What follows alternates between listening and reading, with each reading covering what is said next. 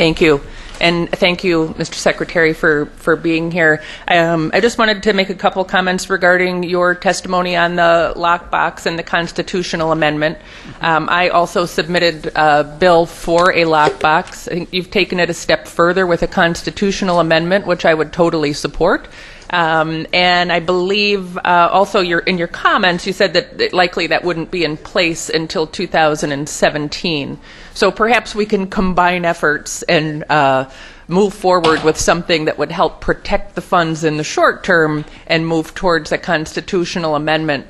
But I want to comment also on a notion that has sort of been shared a little bit about sort of the confidence and the trust of the people of Connecticut, and certainly those that I represent in the towns of Fairfield and Trumbull, that we really walk the talk in terms of what we say, and that a lockbox isn't necessarily a panacea for increasing taxes on our citizens.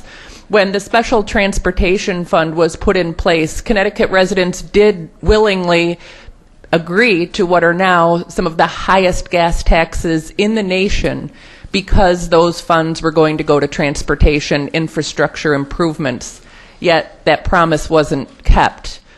In 2011, Connecticut residents were faced with the largest tax increase in our state's history, that not only going forward was the largest, it was also imposed retroactively, because that would close our deficit, yet we're facing a $3 billion deficit going forward. So I just don't want us moving forward thinking that the lockbox will be the solution, that this time we can say, we're going to tax you more, but we promise, because what I hear is that our citizens are pretty well tapped out.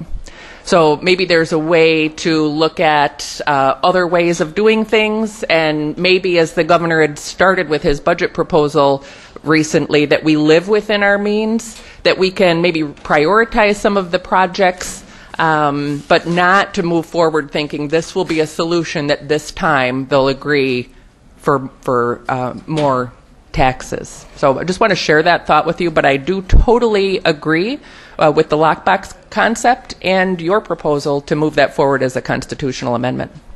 Thank you. I understand your perspective.